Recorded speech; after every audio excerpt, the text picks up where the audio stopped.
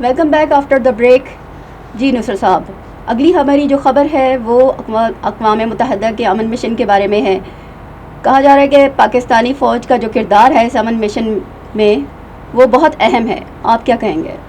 دیکھیے، پاکستان دنیا کا پانچواں ملک ہے جو سب سے زیادہ اقوام متحدہ کی مدد کرتا ہے اپنی فوج کے ساتھ میں.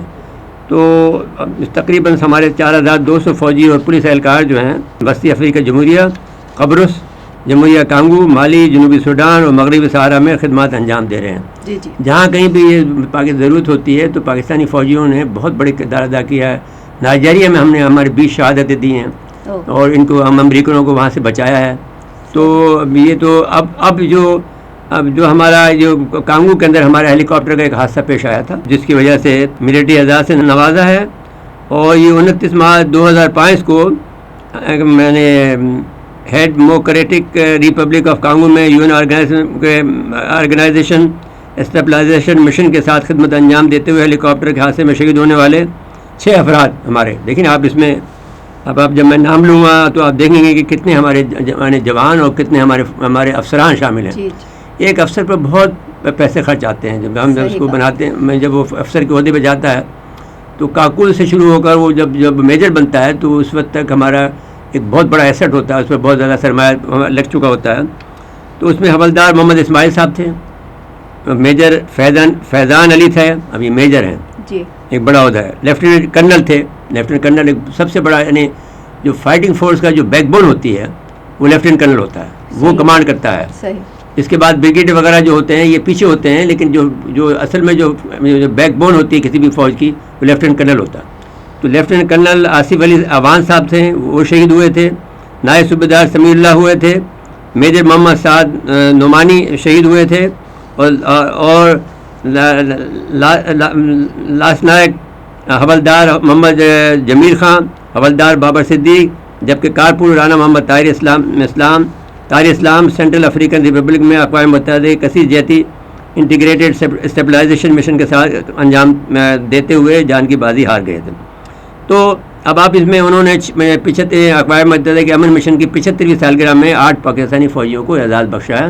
سر یہ بتائیے کہ ایران نے جو بیلسٹک میزائل کا کامیاب تجربہ کیا ہے، ایران کی بڑھتی ہوئی عسکری قوت سے اسرائیلی اتنے خوفزدہ کیوں ہیں؟ ایران نے جو 2000 کلومیٹر تک مار کرنے والا بیلسٹک میزائل خیبر شکن. اب خیبر کی ایک تاریخ ہے. حضرت علی نے جب یہ خیبر کو فتح کیا تھا تو یہ ایک بڑے مشکل کام تھا جس میں کہ انہوں نے اپنے ہاتھ بازوؤں سے درخت کو اکھاڑ پھینکا تھا.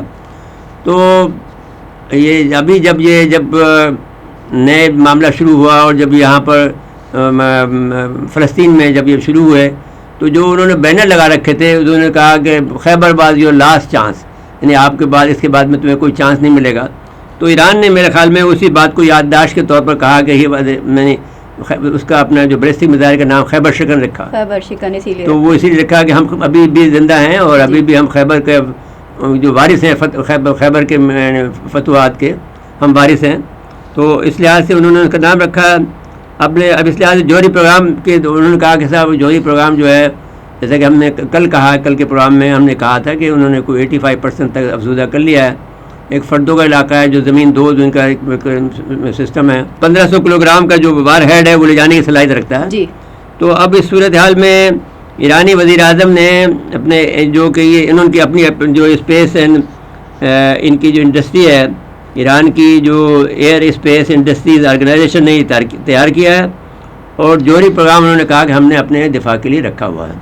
تو اب اس حوالے سے صورتحال میں کافی یعنی سنگین صورتحال ہے. اس معاملے کو دیکھا جائے تو ہم یہ سمجھتے ہیں کہ یہ اسرائیل نے بہت کوشش کی کہ امریکہ کو اس میں ڈالیں، لیکن امریکہ کو یہ پتہ لگ گیا شاید کہ ایرانی آلریڈی شاید کچھ آگے بڑھ چکے ہیں یا نہیں بڑھے ہیں، تو ابھی خدشات تو ہیں. ہماری اگلی خبر جو ہے وہ یوکرین نے جو روسی جنگی جہاز پر حملہ کیا ہے، تو لگتا یوں ہے کہ یہ جنگ جو ہے کافی طول پکڑتی جا رہی ہے.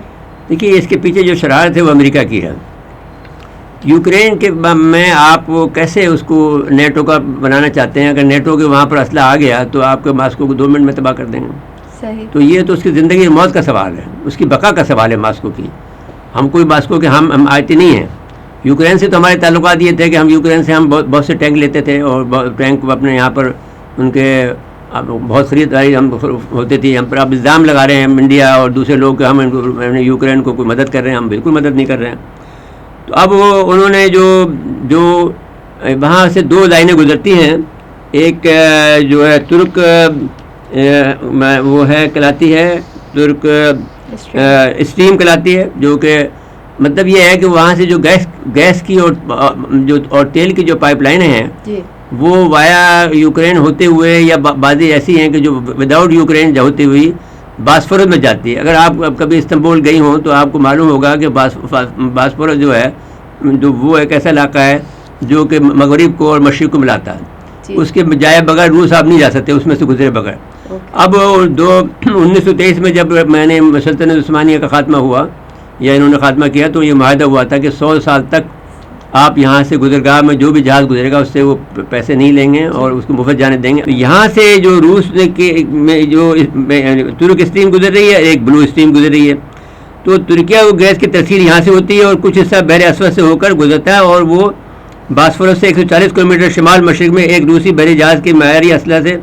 تو وہ وہاں پر انہوں نے ایک جہاز رکھا ہوا ہے جو کہ ان دونوں کی حفاظت کرتا ہے، اور اس کا جہاز کا نام ہے ایفان ہرس.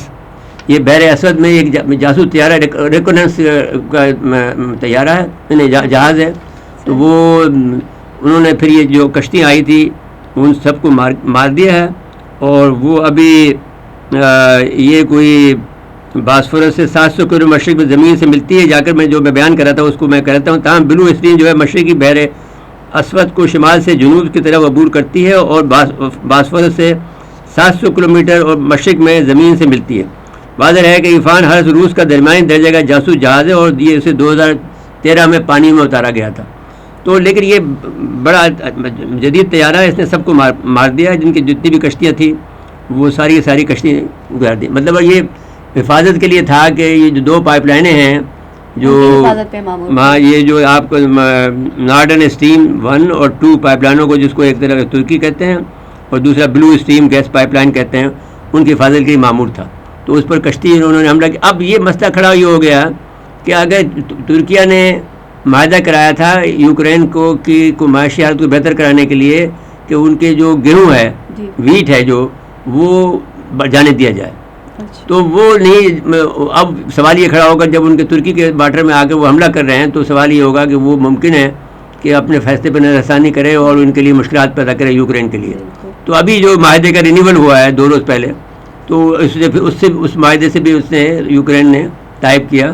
اب یہ کیونکہ یہ کام جو ہوتا ہے یہ امریکہ نے کراتے ہیں تاکہ یہ معاملہ خراب ہو اور جو ہے تعلقات بگڑیں. ان کے لیے یوکرین امپورٹنٹ نہیں ہے، ان کے لیے ان کے اپنے مقاصد امپورٹنٹ ہے. وہ بیوقوف ہے خام خواہ اپنے پڑوسی سے جو کہ روس اتنا طاقتور ملک ہے اس سے لڑ رہا ہے، اس کو لڑنا نہیں چاہیے. جی شکریہ نصرت صاحب.